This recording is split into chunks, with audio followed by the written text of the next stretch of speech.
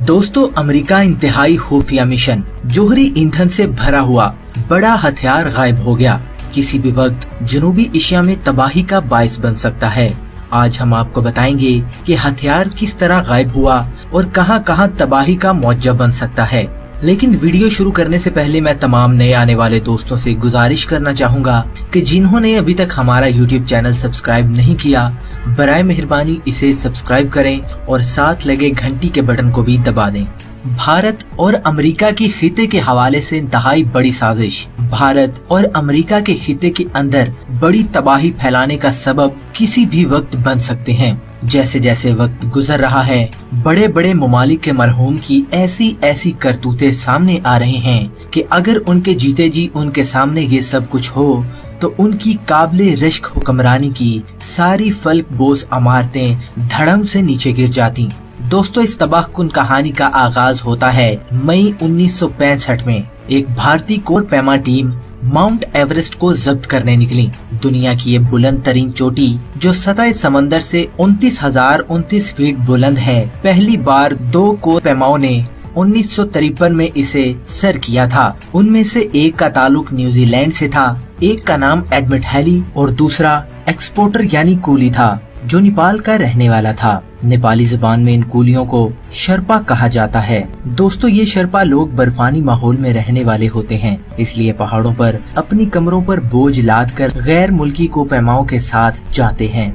शर्पा का नाम तंजूम था। अब उन दो कोपैमाओं का नाम तारीख में अमर हो चुका है। एडमिट हैली को सर का खिताब दिया गया। शर्पा तंजूम को इंडिया ने अपने एक नए कायम किए गए कोपैमाए के इंस्टीट्यूट में फील्ड रीडिंग के शोबे में डायरेक्टर तैनात कर दिया गया। इंडियन कोपैमाओं ने एवरेस्ट को सर करने की कोशिश की लेकिन नाकाम हुए। आखिर 9 मई 1965 में इंडियन नेवी के एक कैप्टन अफसर जो आर्मी में कर्नल रैंक के मसावी होता है, मनमोहन सिंह की कयादत में एवरेस्ट को सर कर लिया। खुद कैप्टन तो चोटी पर ना गए, लेकिन उन्होंने यके बाद दीगर 4 पार्टियों को चोटी सर करने का मौका दिया और इस तरह 9 कोपैमा इस चोटी के फातेहीन कहलाए। इतनी ज्यादा तादाद में किसी मुल्क के कोपैमा चोटी पर नहीं पहुंचे थे। इंडिया का ये रिकॉर्ड आने वाले 17 वर्षों में कायम रहा। दोस्तों, जब ये फातेहा टीम दिल्ली पहुंची तो उनका शायाने शान से इस्तकबाल किया गया। कैप्टन कोहली, जिनकी उम्र उस वक्त 34 साल थी,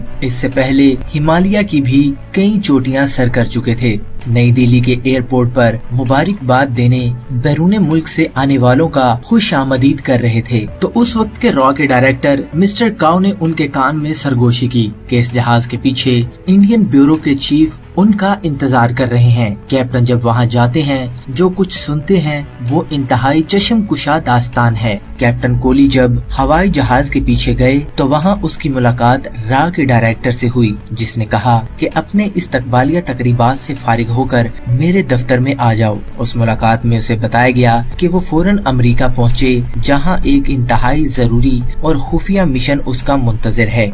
मिशन ये था कि CIA को हिमालय की चोटी पर एक ऐसा मॉनिटरिंग आला नस्ब करना चाहते थे कि जो चीनी जोहरी और इलेक्ट्रॉनिक जासूसी कर सके। जब वो अमेरिका जाता है तो उसे चंद अमेरिकी साइंसदानों के हमरा अलास्का भेजा जाता है, जहां सारा साल मौसम खुश्क और सर्द रहता है। वहाँ एक बर्फानी चोटी पर कोहली को इस बात की ट्रेनिंग दी जाती है कि आला कैसे फंक्शन करना है और इसकी तनसीब कैसे की जाती है। उस आले का वजन तकरीबन 1.5 मन है और उसे चालू रखने के लिए जनरेटर मुतारिफ कराया जाता है। ये जनरेटर जोहरी ईंधन से चलता है, जबकि इसमें जोहरी ईंधन भर दिया जाता है तो वो 100 साल तक काम करता रहता है। इससे ताबकारी भी खारिज हो सकती है, इसलिए इसको हैंडल करने के लिए बहुत ज्यादा एहतियात की जरूरत है। कैप्टन कोहली को बताया जाता है कि उसकी तनसीब का काम कोपैमा और अमेरिकी साइंसदान करेंगे। उसका काम सिर्फ ये होगा कि वो ऐसी चोटी का इंतखाब करे जो 27,000 फीट बुलंद हो और दूसरा उस आले को उठा कर ले जाने के लिए मजदूर और कूलियों का बंदोबस्त करे और तीसरा इस सारी मालूमात को राज में रखे। कोहली सीधा नई दिल्ली पहुंचता है तो चंद रोज बाद अमेरिकी कोपैमा और जोहरी साइंसदान दिल्ली में आ जाते हैं, जिनके मुतल्लिका जासूसी सामान, एंटीना और दूसरा साजो सामान होता है। फैसला किया जाता है कि हिमालय की एक चोटी है जो 27,500 फीट बुलंद है, इस पर आले को फिट कर दिया जाए। कोहली सारी टीम को लेकर चोटी के करीब जाता है तो मौसम यकदम खराब हो जाता है। सारे लोग हिमालय से 500-700 फीट नीचे खड़े हो जाते हैं और मौसम ठीक होने का इंतजार करते हैं। मौसम ठीक नहीं होता बल्कि दिन ब दिन मजीद खराब होता जाता है। उस इंडियन और अमेरिकी टीम को वापस आना पड़ता है। वापसी का सफर इतना मुश्किल है जितना ऊंट पर जाने का। शर्पा लोग थक चुके हैं और वो 57 किलोग्राम का वजन उठाकर वापस को हिमालय के दामन में बेस कैंप तक नहीं जा सकते। मुसीबत ये भी होती है कि नंदा देवी से 500 फीट पहुंचकर जनरेटर में ईंधन भर दिया गया। जनरेटर ऑन है और 100 साल तक ऑन रहेगा। इससे हरारत खारिज हो रही है और 40 फीट इसके करीब जाएं तो हरारत महसूस भी की जा सकती है। इसलिए किसी शर्पा की कमर पर लाद कर उसे नीचे लाना मुमकिन नहीं। रॉ के हेडक्वार्टर से राब्ता किया जाता है। वहां से मंजूरी आती है कि इन आलात को वहां ही नंदा देवी के करीब कैंप नंबर 4 पर छोड़ दिया जाए। अगले साल 1966 में जब कोह-ए-माए का मौसम आएगा तो यही टीम जाकर इसको चोटी पर नस्ब करेगी। ये 4 सितंबर 1965 का दिन था। अगले साल जब 9 मई 1966 कोह-ए-माए टीम जब नंदा देवी पर जाती है तो कैंप नंबर 4 से वो जनरेटर गायब होता है। बर्फानी जंगलों की तेजी इसको नीचे के ही लटका देती है। सारी टीम हैरान रह जाती है। सबसे खतरनाक बात ये है कि इस नंदा देवी पहाड़ के दामन में जो ग्लेशियर्स हैं वहाँ से दरियाई गंगा निकलता है जो पूरे भारत में सबसे बड़ा और मुकद्दस दरिया है। अगर जनरेटर इस दरिया में जा गिरता है तो जोहरी ईंधन के सिलेंडर फटकर लीक करने लगते हैं और सारा दरिया ताबकार हो जाता है। इससे करोड़ इंसानों की मौत यकीनी है। सारे भारत, रॉ और सारे अमेरिकी CIA में खलबली मच जाती है और मुश्किल ये है कि इस खबर को आम भी नहीं किया जा सकता है। और गंगा में तो करोड़ों हिंदू हर वक्त पूजा पाठ करते रहते हैं। इनको कैसे बताया जाए कि वो दरिया के ताबकार पानी से दूर रहें। लेकिन अमेरिकी अरबाब इख्तियार की संग दिली जरा मुलाहिजा करें कि 1966 में 2 और चोटियों पर इसी तरह के 2 और जासूसी आले नस्ब कर दिए जाते हैं और चीन जोहरी और मिसाइल के प्रोग्राम की मॉनिटरिंग शुरू हो जाती है। 1968 में जब अमेरिका अपने सैटेलाइट खला में भेजने में कामयाब हो जाता है तो फिर चोटियों पर इन जासूसी आलात की जरूरत बाकी नहीं रही और इनको चोटियों से वापस लाकर वापसी अमेरिका ले जाया जाता है और इनको डिस्पोज कर दिया जाता है। ताहम नंदा देवी के गुमशुदा जनरेटर का मसला बड़ा गमगीन है। इंडियन इंटेलिजेंस ब्यूरो का पहला DG RN मलिक बहुत बरहम है और साथ सहमा हुआ भी है कि अगर ये जोहरी ईंधन से चलने वाला जनरेटर बाजियाब न हुआ और इसमें से ताबकारी लीक होना शुरू हो गई तो जिम्मेदारी किस पर होगी। ताहम अभी तक भारतीय पब्लिक को इसकी कोई खबर नहीं हुई। फौरन ही जनरेटर की तलाश का दायरा वसी कर दिया जाता है। अमेरिकी साइंसदान कैप्टन कोहली को साथ लेकर तेज रफ्तार स्कीटों पर बैठकर सारे दरियाई गंगा को छान मारते हैं,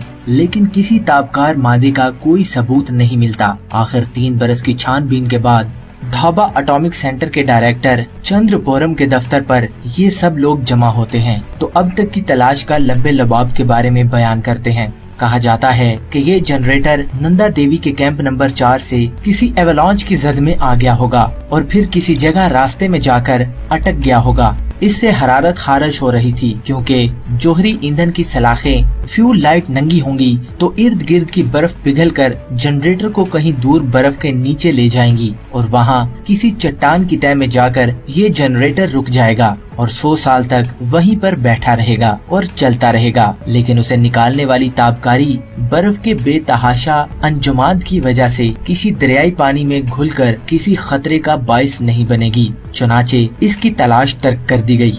दोस्तों, कैप्टन कोहली आज 89 वर्ष का हो चुका है, जिंदा है और अपने खानदान के साथ दिल्ली में रहता है। दुनिया का इसको मशहूर कोह-ए-माए भी माना जाता है। 9 मई 1965 में इसी की क़यादत में कोह-ए-माए ने पहली बार माउंट एवरेस्ट सर की थी। कैप्टन कोहली ने 20 किताबें लिखी हैं जो सब की सब बेहतरीन किताब के जुमरे में शुमार होती हैं। इस जोहरी जनरेटर वाले वाक़े पर जो उसने किताब लिखी उसका नाम स्पाई इन हिमालय यानी हिमालय में जासूस, जो 2003 में शाया हुई थी।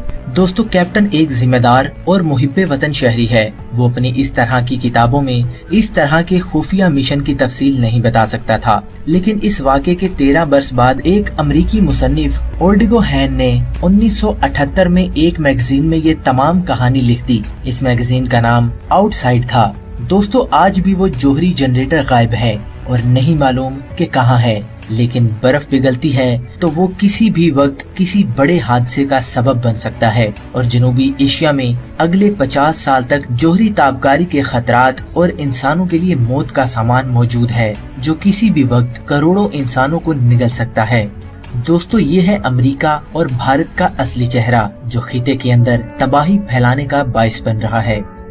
उम्मीद करते हैं कि आपको आज की हमारी ये वीडियो बेहद पसंद आई होगी। इस तरह की मजीद वीडियो देखने के लिए हमारे चैनल को सब्सक्राइब करें और साथ लगे घंटी के बटन को भी दबा दें, ताकि हमारी हर नई आने वाली वीडियो आप तक फौरी पहुंच सके।